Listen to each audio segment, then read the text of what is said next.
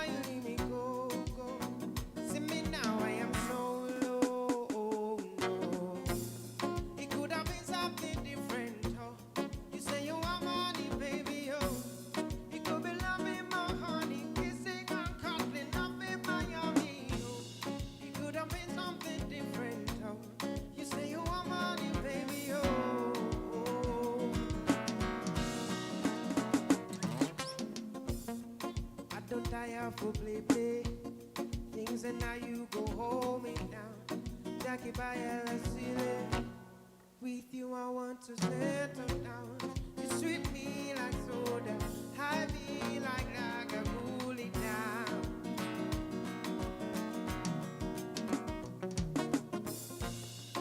On the phrase I've been mocking me. All you want is a no party. It's so fair, baby. So fair, baby. The way you want to the love with me. All you want is a no party. It's so fair, baby. Now you make me. You play me like a. All you want is my.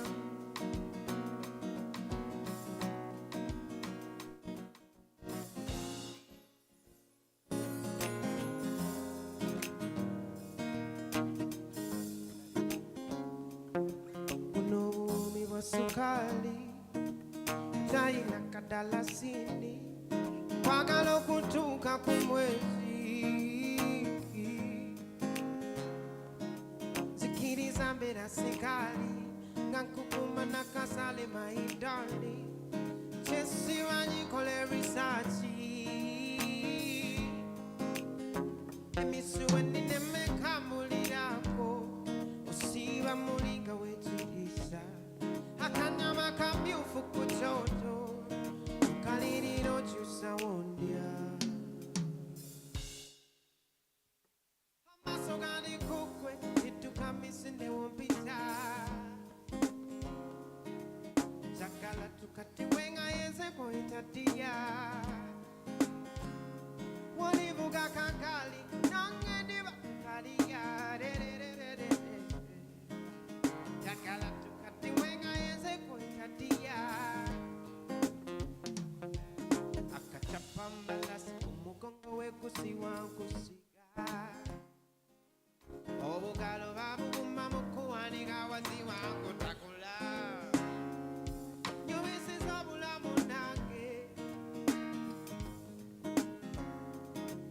teka mupulani nange senarina kuwalabu naye profesio exceptional don't quarter, it is so professional. Amaso gandi kukwe, itukawiside wompita. Tukati wenga yenze kuitatia. Uwe, walivuka kakali, kalia, verende. Sagala tukati wenga yenze kuitatia.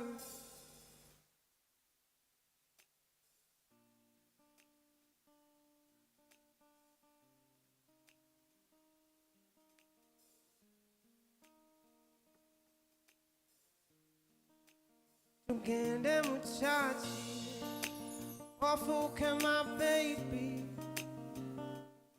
But to look akane, you're the one that I've been looking for. Tugende muchachi, wafuke my baby.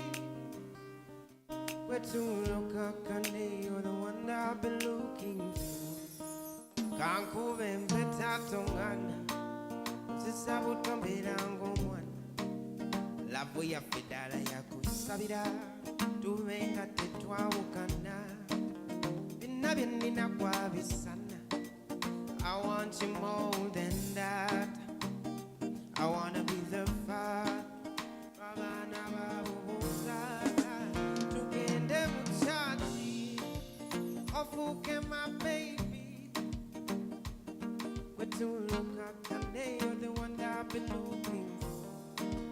Tugende muchachi, ofuke my baby. We're too look at you're the one that I've been looking for. Tugende muchachi, ofuke my baby. We're too look at you're the one that I've been looking for. Tugende muchachi, ofuke my baby. But to look at you're the one.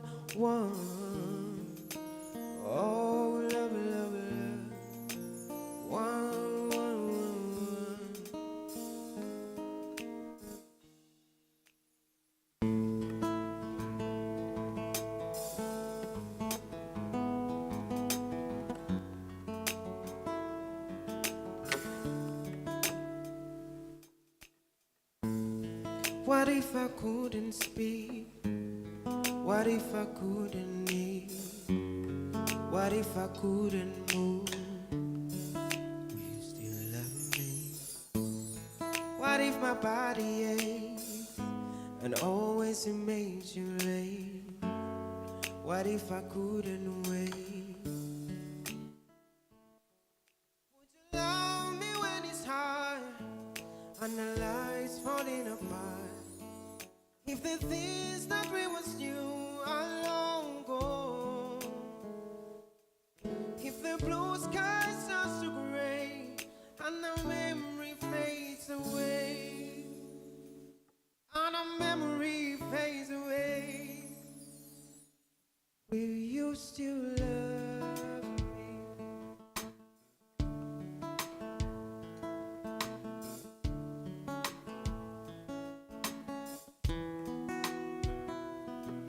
Would you love me when it's hard and the lights falling apart? If the things that we was new are long gone, if the blue sky starts to gray and the memory fades away, and the memory fades away, will you still love me? Will you still love me? Will you still love me?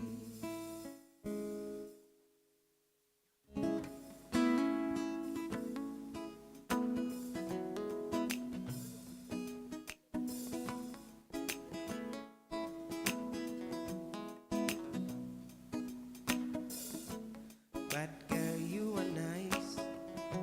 Monta demuka sunda basi.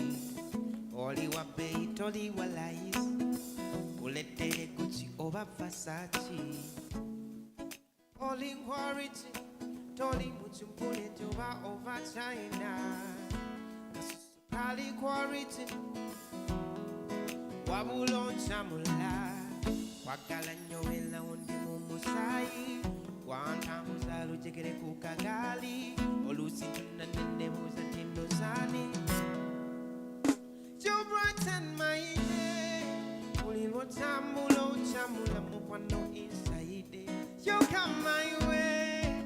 Ulilo sembera ulilo inside. So let me wire away. The sakala kumanya manings alright.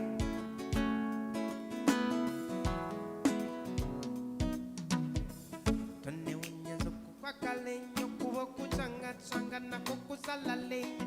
No lose tula nene buzanzani. Ayakalo mulunjinga kwe. Engelechi watu chucho wechikonda. Neva zakatonde ea kutonda. You brighten my day. Ulilo chamula mukwando inside. You come my way. Ulilo sembera puli. It's alright. Let me wire away. This I can't kumanya one. It's alright.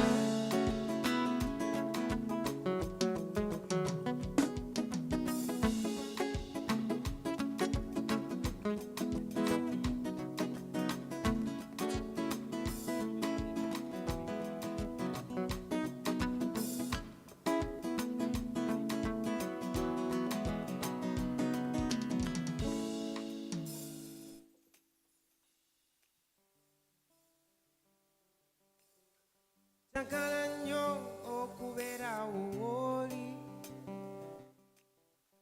n'obeerawo omutima kubeeyo ky'oli. Njagala nnyo okubeerawo w'oli, n'obeerawo omutima kubeeyo ky'oli. Agadde ne nga munoonya.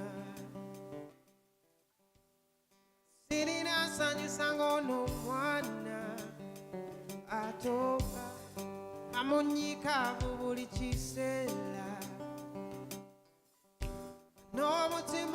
nze gweyagala naye okuva we namufuna yansula ku mwoyo okuva we namulaba njagala nnyo okubeerawo n'obeerawo omutima gubeeyo gy'oli njagala nnyo okubeerawo n'obeerawo omutima gubeeyo gy'oli atoba ye atoba me atoba ule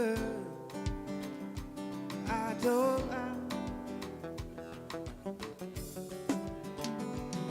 naye kufa wenamufuna yansula ku mwoyo okuva wenamulaba kw'essanyu lyange njagala nnyo okubeerawo woli n'obeerawo omutima gubeeyo gy'oli njagala nnyo okubeerawo woli n'obeerawo omutima gubeeyo gy'oli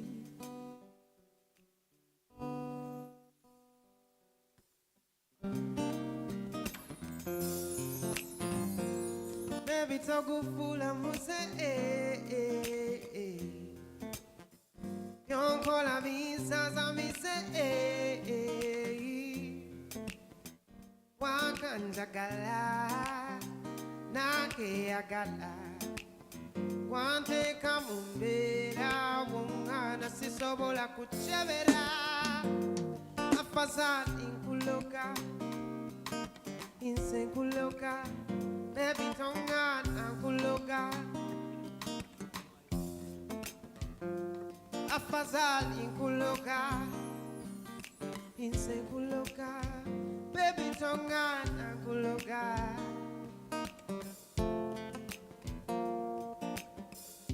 etako lyelina lya mususa ninga edilisa mususa wakalaba kecho chuchusa tewe changa changa baby chula chakala tusene mutoko chakala tusene mutoko chula wasibera hambo ochimanyete bangana afazali kuloga nse kuloga baby tongana kuloga Kuloga, afazali kuloga, senkuloga, baby tongana.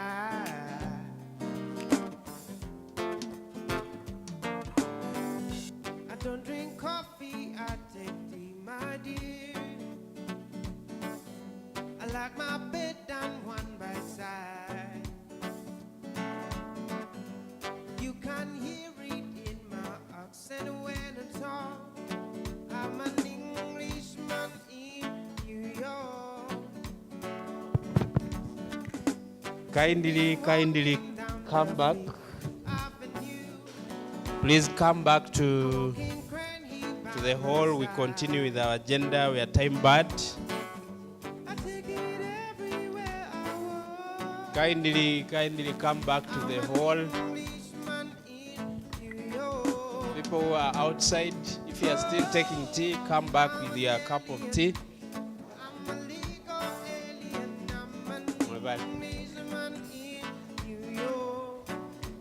Please come back. We request you get back to the hall.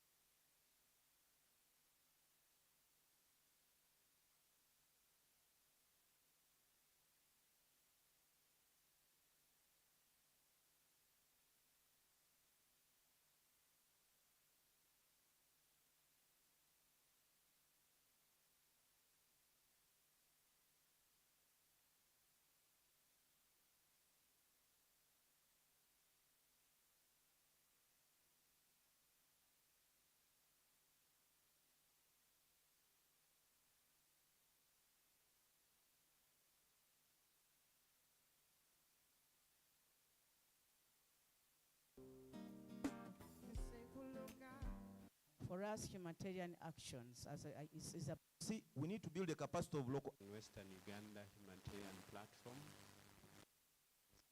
Same vein. And implement. We have. So can we share that capacity? Mitigation and prepare. Okay. I am really happy that Charter for Change is now the secretariat of the global movement. Can you imagine? Uganda was selected as the secretariat of that global movement of Charter for Change, which is an advocacy body, global.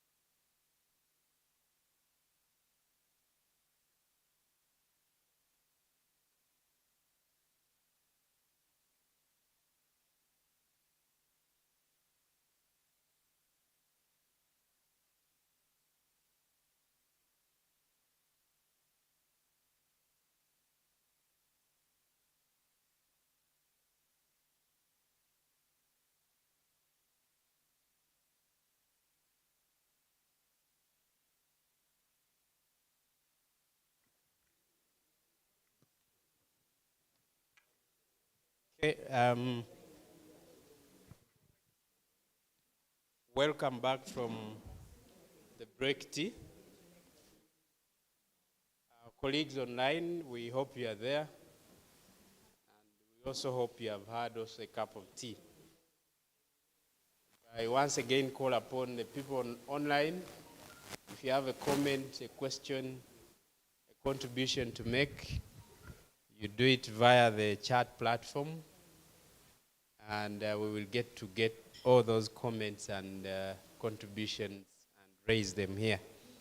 We now want to have our second part of the program, which will precede the launch of the Western Uganda Humanitarian Platform and the Emergency Response Fund. So before that launch happens, I want to invite the following people for a conversation, for a dialogue that will usher us into the launch, which will be done by the CAO and the DISO, the leadership of Kagat District. And then we will break for lunch. Most of us won't come back. That will be the end of our meeting. It will only be the steering committee to come back for any other business. So we're going to make sure after the launch we will have a few remarks from the already existing platforms, the West Nile Humanitarian Platform, Karamoja Alliance for Local National Actors, the National Humanitarian Platform, and the Charter for Change Working Group, briefly after the launch. And all that is going to happen before lunch. So I want to invite Gad Bender to take a seat this side of the panel. Gad Bender is the Executive Director of World Voices Uganda, the host of Western Uganda Humanitarian Platform. I want to invite Crespo to take up his seat.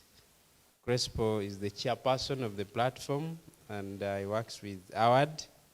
I want to invite Donna from Seford to also take up a seat on the panel. And Feni Twaib, the chair C4C. to also take up a seat. And lastly, Brenda from Laka. Please, Stella, could you help me with a few seats here?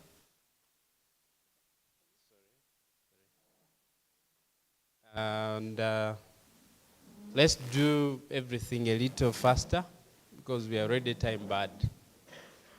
Please, the panelists.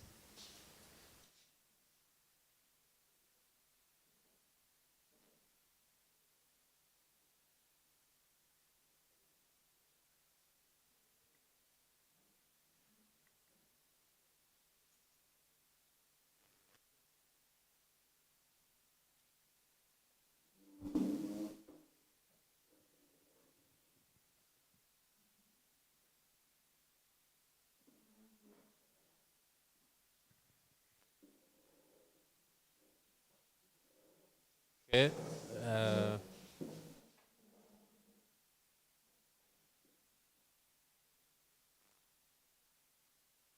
Please, Brenda, just take up any seat.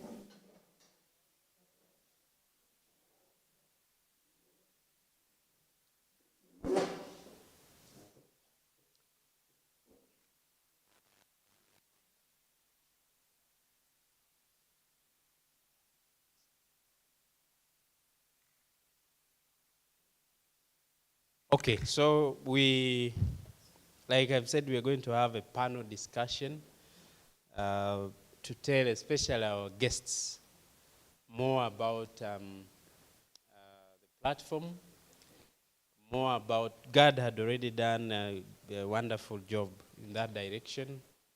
So we're going to give an opportunity to him to say any other thing he didn't say in the beginning about the overview of the humanitarian needs in the region, opportunities and challenges, and then we will give opportunity to the other members of the panel, first of all, to share their experiences because they are coming from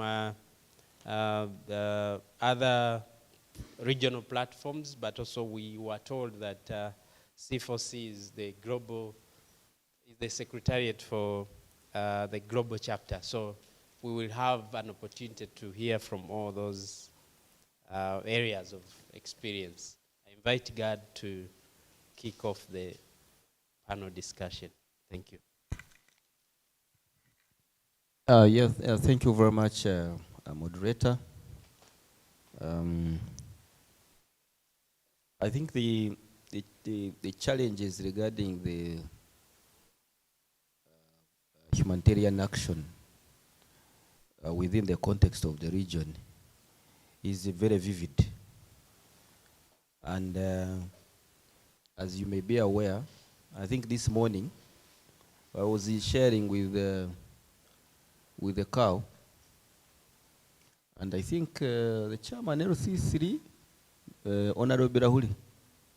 Yes, I shared with the Honorable Rahuli the other day, and he was saying that you guys, we are struggling with assisting our people who were hit by the hailstones. And we are saying, okay, I was asked, so what is the problem? Say the problem, you know,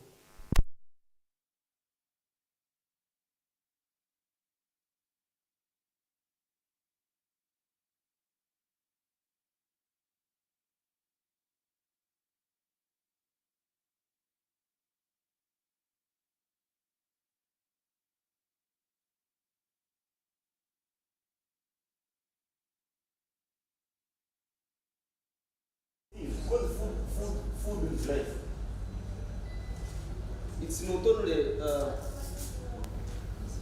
It's not only water that is life, but also food is what?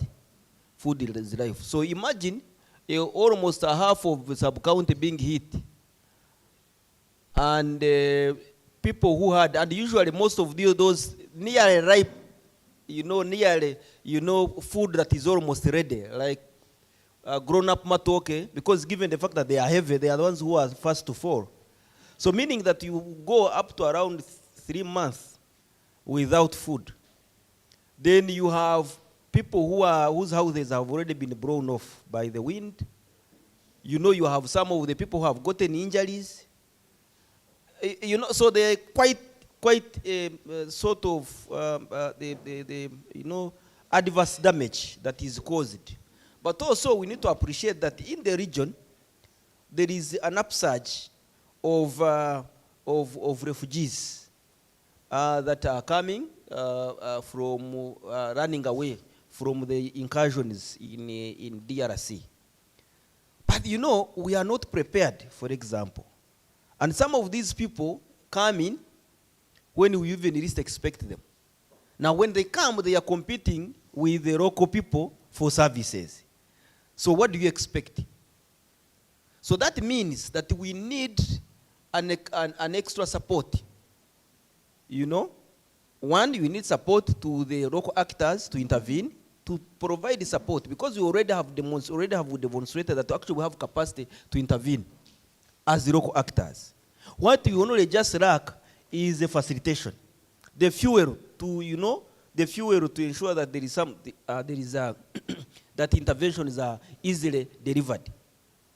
Because the idea, you don't need to, I mean, we can easily mobilize, you know, health workers. We can easily mobilize teachers to provide quick, you know, we can easily mobilize counselors.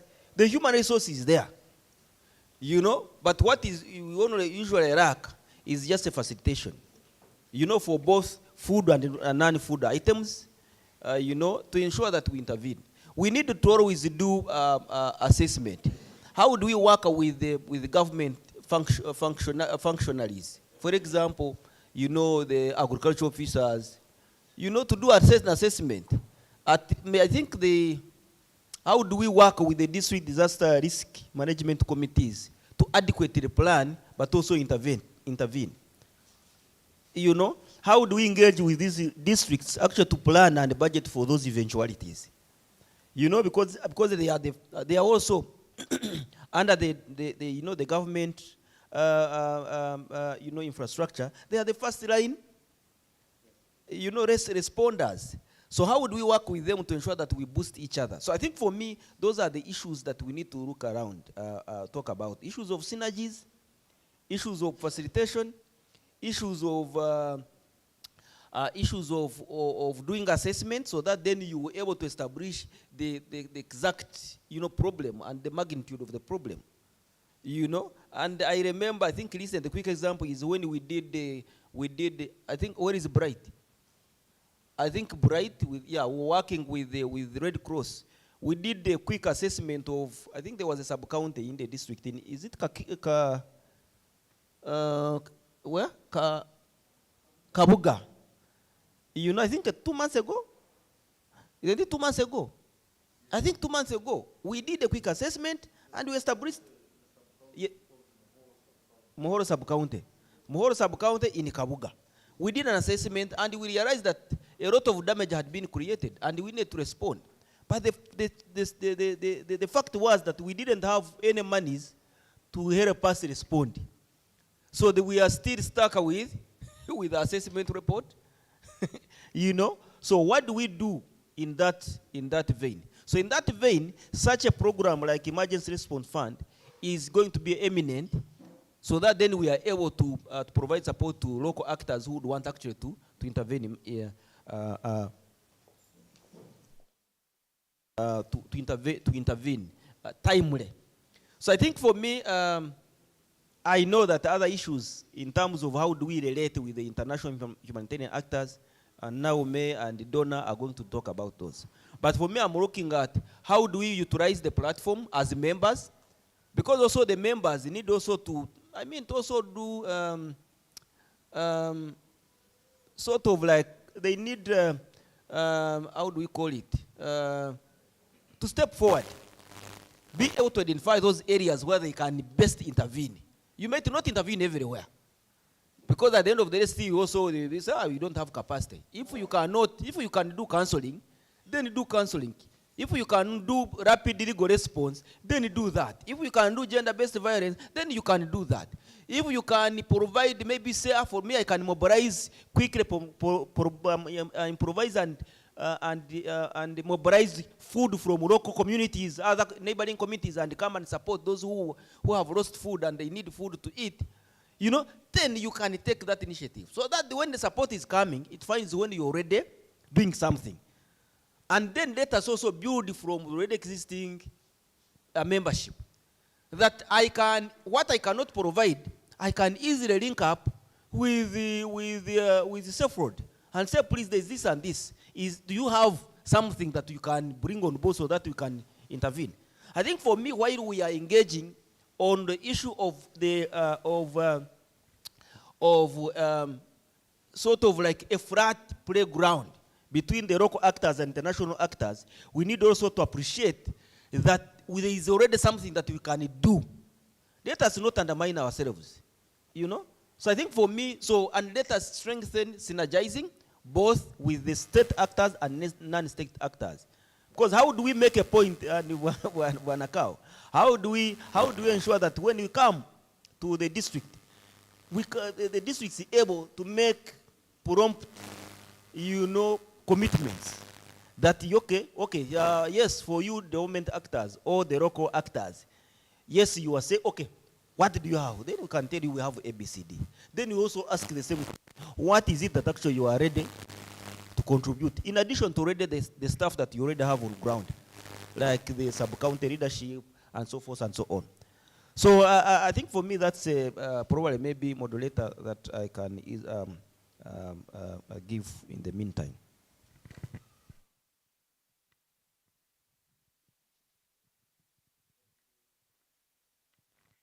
Very much, Gadbenda, for opening the panel discussion and clearly telling us about the key needs, the synergies, the assessments, and how to utilize the platform. I think that's very powerful.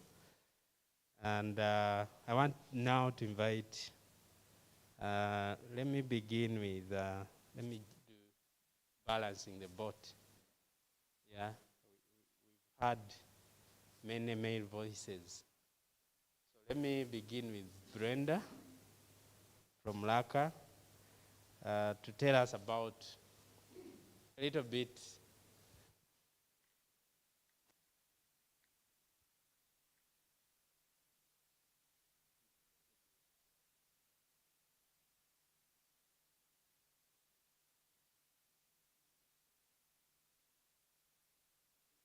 okay. Brenda is waiting for something, for some good news for us, which will be coming her way.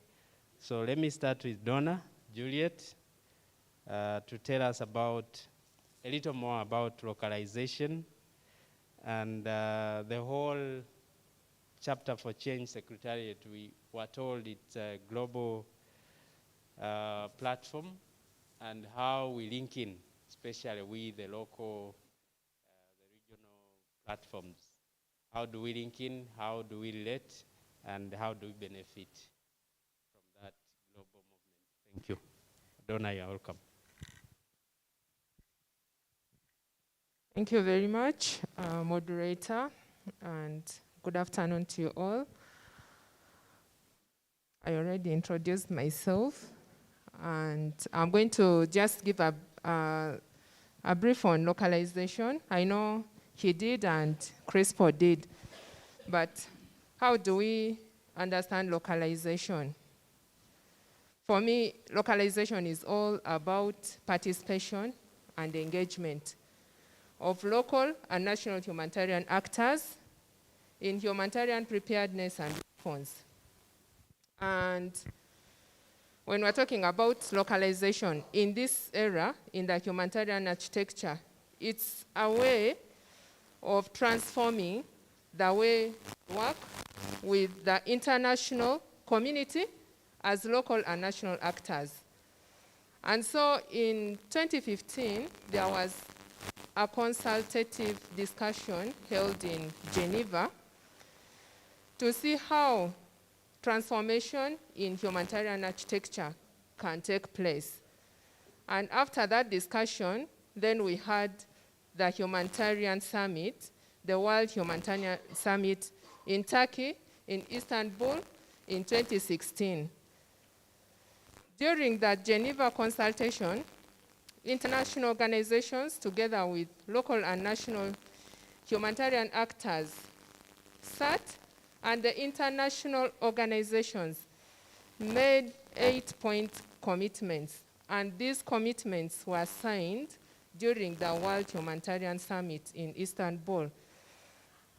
And what the international organizations signed is what we call today the Charter for Change. At that time, there were 35 international actors, but today the number has increased and more international actors have continued to sign the Charter for Change. The Charter for Change is all about how we can better the way we work. And these commitments include, 1, direct funding to local and national humanitarian actors. They had committed that by 2018, 25% of their funding should go direct to national and local actors. When we're talking about national and local actors, we are including the community-based organizations. We are talking about the women-led organizations, refugee-led organizations, the other NGOs that are locally indigenous organizations, the media, the local government, and the private sector. That is what we mean by local actors. In humanitarian work, we don't work only as civil society. The media plays a very important role. The private sector plays a very important role. And we did attest this during COVID outbreak when the private sector, individuals, organizations came together and contributed funding to the government of Uganda for COVID response. Then other commitments around issues of advocacy. The international organizations in humanitarian architecture committed to promote the role, the work done by local and national actors in the different spaces where they engage. But also, they committed to transparency as far as funding is concerned. They committed that they will be publishing the funding flows to local and national humanitarian actors. They also committed to address issues of quality, where they have committed to engage local and national actors to participate as equal partners. He did mention that sometimes we are subcontracted when it comes to implementation or response. The international actors design the programs and they give us work plan and budget to implement. That is not right.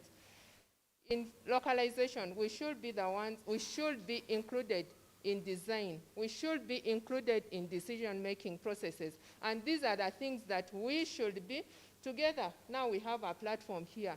Have a collective voice to challenge.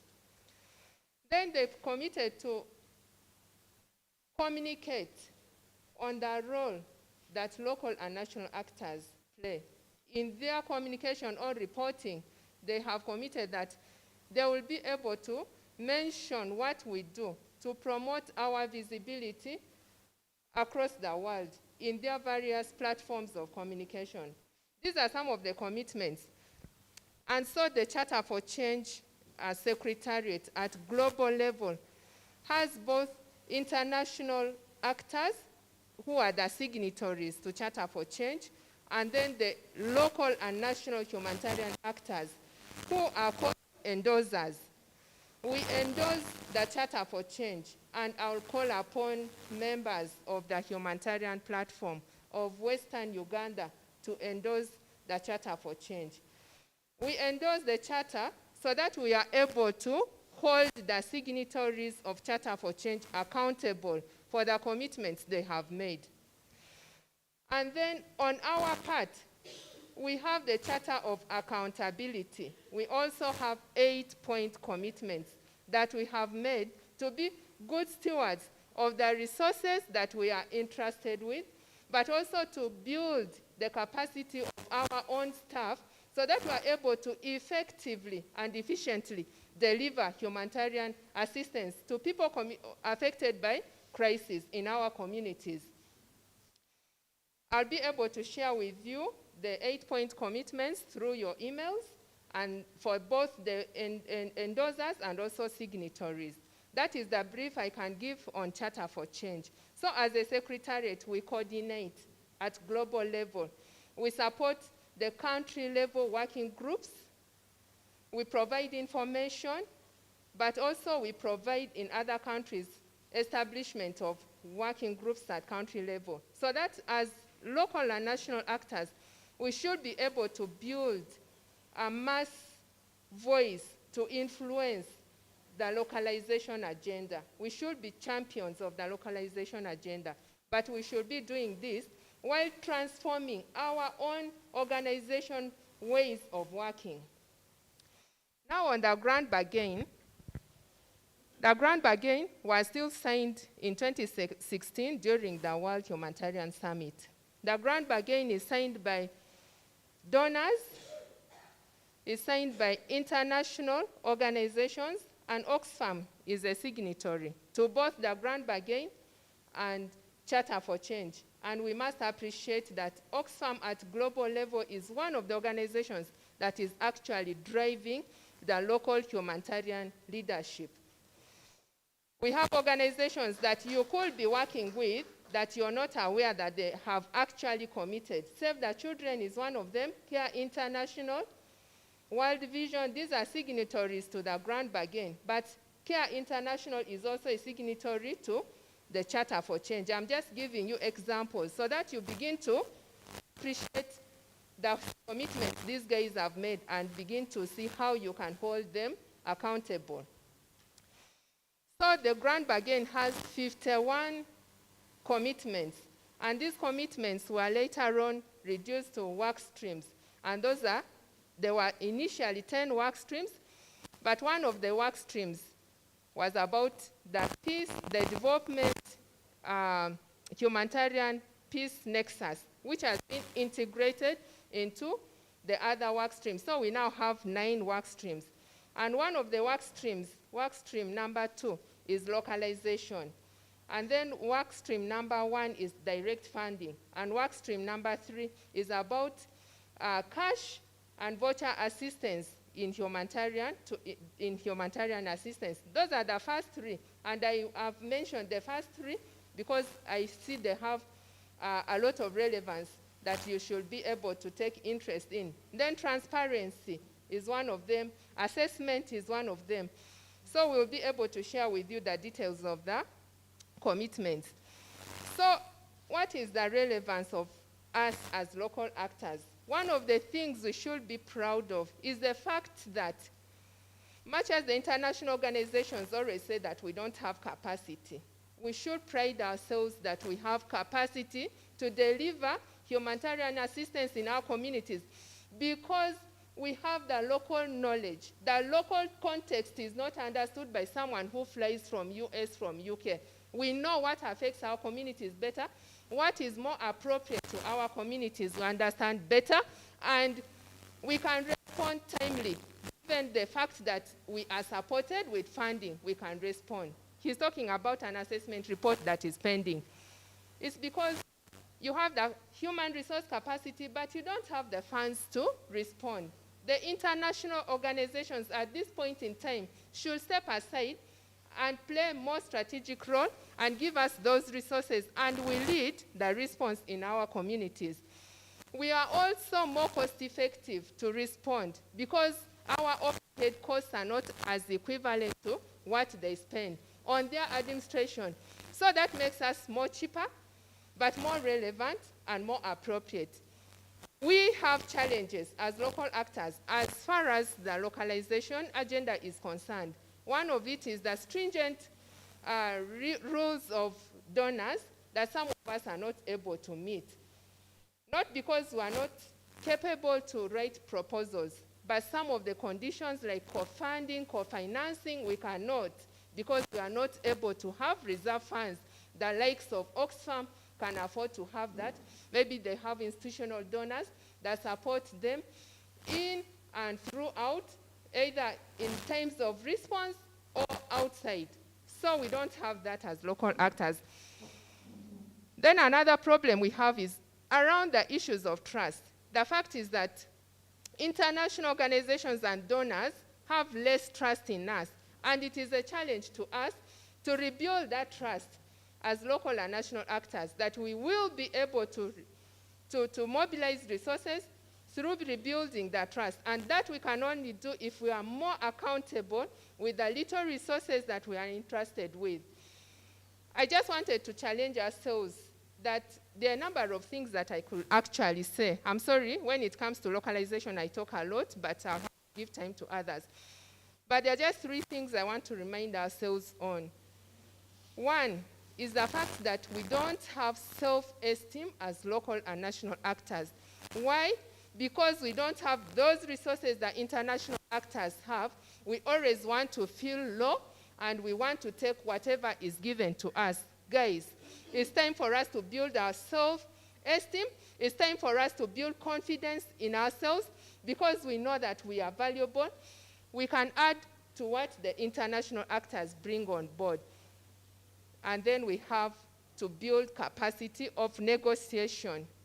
Don't just accept anything that is given to you, because at the end of the day, you are the face in the community. Whatever Oxfam gives to you, you go to implement in community. Just know that the community will hold you accountable. We are not going anywhere. We are going to live in our communities, and so we have to hold accountability as one of the key things as local and national humanitarian actors. Thank you. Thank you very much, Donna, for the commitments and the point for us to note. Indeed, you have a lot.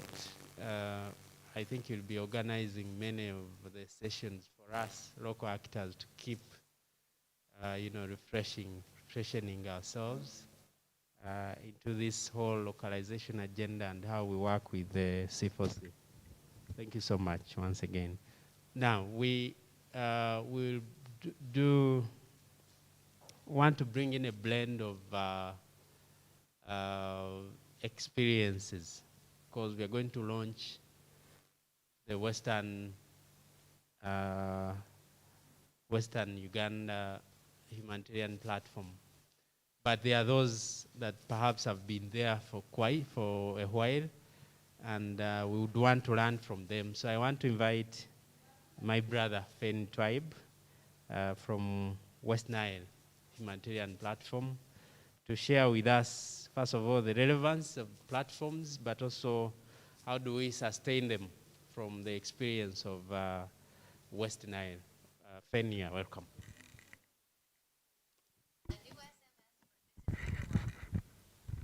Thank you, Paul. I want to appreciate the colleagues who have spoken. When it comes to localization, surely we